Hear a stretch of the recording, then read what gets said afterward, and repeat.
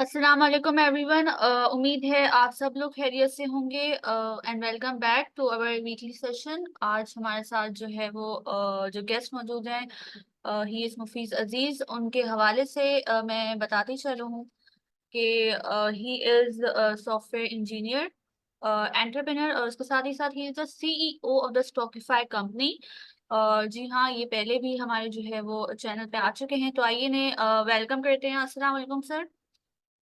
वालेकुम अस्सलाम। Sir, how are you? आप good, how are you? जी अल्हम्दुलिल्लाह। सर, सबसे पहले मैं आज की मार्केट की बात करती हूँ। हमने देखा आज जो है वो मार्केट में काफी जो है वो अच्छा मोमेंटम देखा हमने, जहाँ जो है मार्केट ने ऑलमोस्ट 266 पॉइंट्स की जो है वो अपसाइड के साथ क्लोज करा। और मेनली जो है वो स्टील सेक्टर में मोमेंटम बनते हुए देखा हमने। तो इस तेजी की क्या वजह है मार्केट में, इसके हवाले से बताइए। देखिए मार्केट का जो स्टार्ट था ना that was not pretty good, थोड़ा सा रफ स्टार्ट था बट इवेंचुअली मार्केट की क्लोजिंग अच्छी आई है एंड इसका रीजन ये है कि sector switching and swapping is really important. Retail investor ये चीज नहीं समझ पाता कि जब एक पर्टिकुलर सेक्टर परफॉर्म कर रहा है दैट मींस कि आपने प्रॉफिट टेकिंग करी। इनिशियल हमने प्रॉफिट टेकिंग देखी और फिर हमने सेक्टर स्विचिंग देखी एंड सेम हैपेंड विद, आपने देखा बैटरी सेगमेंट चला, हमारा एटलस बैटरी था। उसके बाद हमारे पास स्टील सेक्टर चला, इंजीनियरिंग में सेक्टर चले, तो वो सेक्टर स्विचिंग एंड स्वैपिंग थी और एक हेल्दी करेक्शन थी और सेक्टर जो है स्विच हो रहा है। हम्म। सही। सर, बैंक्स की बात करें हम, तो हमने देखा बैंक्स में जो है वो मोमेंटम हमने देखा, जिसमें यूबीएल में हम देख रहे हैं कि बहुत अच्छी जो है वो परफॉर्मेंस आ रही है। उसके अलावा मीजान बैंक, एचबीएल और नेशनल बैंक में भी हमने ठीक ठाक जो है वो परफॉर्मेंस आई। तो इसकी क्या वजह रही? देखिए बैंकिंग सेक्टर क्या वेटेज ज्यादा है इंडेक्स पे, तो और उसमें लोग काम करना भी पसंद करते हैं और वो इंडेक्स को सपोर्ट भी करता है। अगर आप यूबीएल की बात करती है तो फंडामेंटली स्ट्रॉन्ग कंपनी है, फाइनेंशियल अच्छे हैं, तो people and investors are interested to work with that and जब आपके इंडेक्स में उसके पॉइंट ऐड होते हैं तो वो हम्म। सेक्टर फिर आपके इंडेक्स को संभालता है। तो जब प्रॉफिट टेकिंग आती है मोस्टली लोग स्विच करते हैं, तो बैंकिंग एक ऐसा ऐसा सेक्टर है जो वो संभाल लेते हम्म। सर, ऑटो सेक्टर की हम बात करें तो हमने देखा ऑटो सेक्टर में भी जो है वो इंटरेस्ट आते हुए देखा, जिसमें एक्साइड बैटरी और एटलस बैटरी में भी जो है वो एक अच्छी अपसाइड आई। तो इनके हवाले से जो है वो आपका क्या व्यू है? हैं। ठीक है, ऑटोज में अगर आप कंपनीज की बात करें तो उसमें आपने थोड़ी प्रॉपर्टी देखी होगी, बट जो बैटरी सेगमेंट है उस परफॉर्म के लाइक ऐसे सेक्टर के अंदर भी डिफरेंट कंपनीज के अंदर स्विचिंग हुई है और उन्होंने गेन दिया है। तो जब एक, अगर आप टेक्निकल से इस चीज को स्टडी करेंगे और आप देखेंगे कि कंपनी अपने चैनल के हाई पर है या अपने एक रेजिस्टेंस लेवल पर, तो वहां से उसकी प्रॉफिट टेकिंग एक्सपेक्टेड होती है और वही हमने विटनेस की। चाहे वो आप ऑटो सेक्टर की कंपनीज को देख लें, साजियो को देख लें, गैल को देख लें, मल्टीपल कंपनीज को देख लें, और फिर हमने देखा कि बैटरी सेगमेंट क्योंकि उसने मतलब परफॉर्मिंग नहीं था, कंपनीज अच्छी हैं, देन फिर उसने वहां पे स्विच हुआ और परफॉर्मेंस दिखाई। सही। सर, सर्ल का नोटिस आया था कल, जो है वो नोटिस आया, तो आप जो है वो किस तरीके से देख रहे हैं इस नोटिस को? क्या ये नोटिस जो है वो पॉजिटिव साबित हुआ सर्ल के लिए, क्या या नेगेटिव साबित हुआ?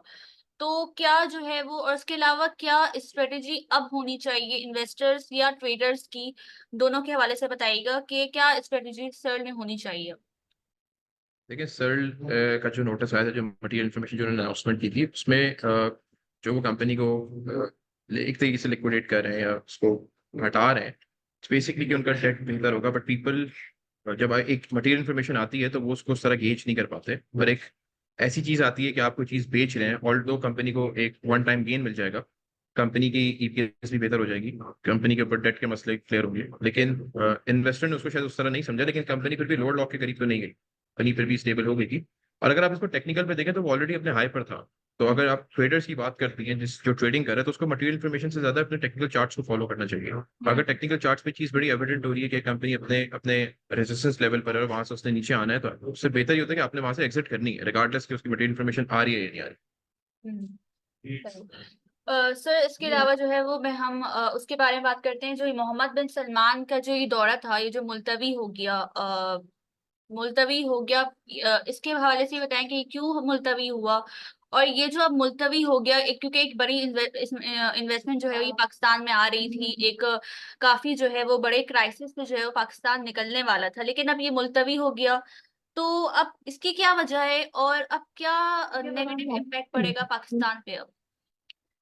देखें, जो आप मोहम्मद बिन सलमान के दौरे की बात करिए तो बेसिकली सबसे पहले हमने ये देखना है कि आईएमएफ जब तक हमारे साथ नहीं जुड़ता तब तक अभी कोई भी दौरा कबल अज़ वक्त है। हम्म। डिले की क्या रीजंस हैं वो मैं बेहतर नहीं बता सकता, लेकिन आईएमएफ जुड़ने के बाद आई थिंक सारे के इनफ्लोज होंगे वो बड़े हम्म। एविडेंट होंगे। आईएमएफ ऑन द टेबल है या ऑफ द टेबल है, सारी चीजें इस चीज पे ठीक है। अगर आईएमएफ ऑन द टेबल है दैट मीन्स कि वो जो चीजें पोस्टपोन हुई हैं वो आपकी कमिंग क्वार्टर में या हाफ ईयरली में नजर आएंगी, वो दौरे भी आपको रिज्यूम होते हुए नजर आएंगे, वो इन्वेस्टमेंट भी आपको रिज्यूम होते हुए नजर आएंगे। हम्म। ठीक। तो सेशन को रैप अप करते हुए जो है वो मैं लास्ट आपसे क्वेश्चन पूछूंगी कि कल की मार्केट के हवाले से बताइएगा कि लास्ट डे है, ट्रेडिंग डे है वीक का, तो कल क्या जो है वो स्ट्रेटेजी होगी, क्या मोमेंटम होगा मार्केट का? अच्छा, मार्केट क्लोजिंग अच्छी आई है, बट मैं ट्रेडर्स से एक चीज ये बता सकता हूँ कि उनको अपनी प्रॉफिट टेकिंग की साइड पे रहना चाहिए और कॉशियस अप्रोच से काम करना चाहिए, क्योंकि लास्ट क्लोजिंग है वीक की और उसमें आपने ये भी देखना होता है कि आपके वीकेंड पे बहुत सारी डेवलपमेंट हो रही होती है, तो वो आपके कोई शेयर्स अगर आप लेकर जा रहे हैं तो उसको उसका सेंटिमेंट हर्ट ना करते, तो बेहतर तरीका ये है कि आप अपने अपने प्रॉफिट टेकिंग की साइड पर रहें और अपने जो टेक्निकल चार्ट्स उनको फॉलो करें और अपने बाइंग रेंजेस में ही एंट्री बनाए, बट कल की मार्केट को ऑब्जर्व कर सकते हैं। आई थिंक मार्केट हेल्दी रहेगी, हम्म। कोई टिप अगर कोई घबराने प्रोवाइड वाली करना बात नहीं। चाहें आप इन्वेस्टर्स को या ट्रेडर्स को? सॉरी। सर कोई ट्रिप प्रोवाइड करना चाहें अपनी कोई टॉपिक? देखें, बैटरीज परफॉर्मिंग रियली गुड, हम्म। तो बैटरीज में आप काम कर सकते हैं। एटलस बैटरी को आपने देखा है, तो एटलस बैटरी रियली गुड, आप बैटरीज में देख सकते हैं। उसके बाद आप इवन साजियो को ऑटो सेक्टर में देख सकते हैं, लेकिन साजियो अपने स्ट्रक्चर में वापस आया है।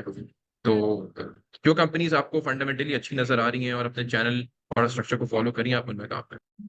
इन्वेस्टर्स के लिए तो अट्रैक्टिव प्राइसेस हैं, ट्रेडर्स को हम्म। थोड़ा सा मोहतात होना ऑयल एंड गैस सेक्टर की अगर हम चाहिए। बात करें तो उसमें कोई आपके ख्याल से कोई इंटरेस्ट नहीं लेना चाहिए अभी फिलहाल? अभी फिलहाल में खासा ऑब्जर्व करना चाहिए।